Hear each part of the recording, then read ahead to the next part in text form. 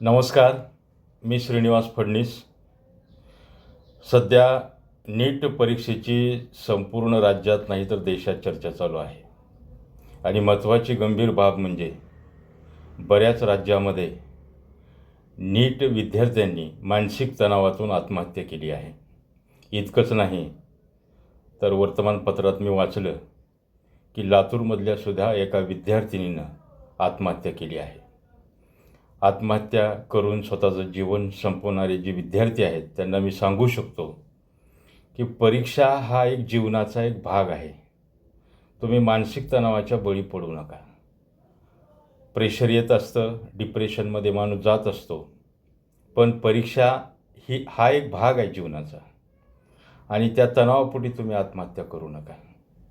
स्वतःचं जीवन संपवू नका. जीवन ही अमूल्य देण आहे परमेश्वराची. ठीक आहे, तुम्ही वर्षभर अभ्यास केलात, परीक्षा दिली, परीक्षा विस्कळीत झाली, पुनर्परीक्षा होत आहे, पुन्हा एकदा संधी येत आहे. ज्या विद्यार्थ्यांना पेपर अवघड गेले असतील त्यांना ही खरंच फार मोठी संधी आहे आणि या संधीचा फायदा घ्या. नीटच्या काय बातम्या चालल्यात बाहेर याचा विचार अजिबात करू नका. कोण दोषी आहे, कोण निर्दोष आहे, हा आपला भाग नाही आहे मुळात म्हणजे. आणि विशेष म्हणजे मी पालकांना सांगू इच्छितो की तुम्ही मुलांना सपोर्ट द्या, कारण तुम्ही त्यांच्या जीवनाचा आधार आहात. तुमच्या अपेक्षा जास्त त्यांच्यावर लादू नका, कारण संततीचं पूर्ण नियोजन हे पालकांच्या हातात असतं. आणि मुळात म्हणजे घरून जर आधार मिळाला तर अशी मुलं पुढे जातात. आणि विद्यार्थ्यांना माझं हेच सांगणं आहे की कृपया तुम्ही तणाव घेऊ नका. हसत खेळत अभ्यास करा. येणाऱ्या आव्हानाला सामोरं जा. ठीक आहे, माणूस नाराज होत असतो, पण आत्मविश्वास अजिबात गमवू नका. एकदा आत्मविश्वास जर गेला तर माणूस हा शून्य होतो.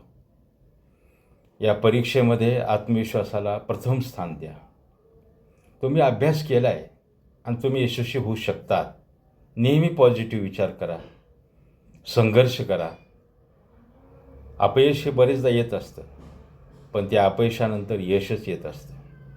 म्हणून या दुःखाकडे दुय्यम नजरेनं बघा. दुःख आहे, कसं करू, काय होईल, मी केलेले परिश्रम वाया जातील, अजिबात विचार करू नका. कालच्या रविवारी UPSCची परीक्षा झाली. त्या परीक्षेमध्ये जो काही अभ्यासक्रम यायला पाहिजे होता तो आला नाही. इतरत्रच अभ्यासक्रम विचारला गेला.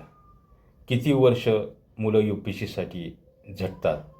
तर कृपया कुठलीही परीक्षा असो, UPSC असो, MPSC असो, नीट असो, जेवढ्या काही स्पर्धा परीक्षा असतात, यामध्ये यश आणि अपयश ह्या दोन गोष्टी ठरलेल्या असतात. अपयश आलं खचू नका आणि यश आलं तरी जास्त हुरळून जाऊ नका, कारण या दोघांना बॅलन्स ठेवण्याचं काम तुम्हीच करू शकता. म्हणून मन निर्भय ठेवा. मनाचं खच्चीकरण होऊ देऊ नका. एकदा मन जर खचलं तर माणूस पुन्हा उभा राहणं कठीण आहे. चांगल्या वातावरणात जा, भरपूर फ्रेश राहावा, अभ्यास करा, तयारीला लागा आणि एक नवीन जोमानं तुम्ही त्या मैदानामध्ये उतरा. बघा, यश तुमचंच आहे, पण मनामध्ये वाईट विचार येणं, आत्महत्येला प्रवृत्त होणं, जीवन संपवणं, ह्या गोष्टीला हा पर्याय नाही आहे मित्रांनो. असं करू नका प्लीज. याच्यात तुमचं नुकसान आहे, तुमच्या आईवडिलांचं नुकसान आहे. आणि हे जग खूप सुंदर आहे. केवळ परीक्षा, करिअर ठीक आहे, ह्या गोष्टी आहे, स्पर्धा वाढली आहे, हेही मान्य आहे, पण खचून जाणं आणि काहीतरी वाईट पाऊल उचलणं हे काही फार मोठी गोष्ट नाही आहे. याच्यामुळं तुम्ही निराश होता. तुम्ही आशेचा किरण आहात, तुम्ही एका घराचे कुलदीपक आहात. तर तुम्ही हा मनातला विचार काढून टाका.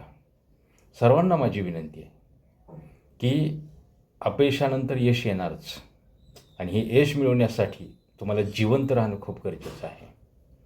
शेवटी काही जणांच्या जीवनामध्ये कमी संघर्ष असतो, काही जणांच्या जीवनामध्ये जास्त संघर्ष असतो.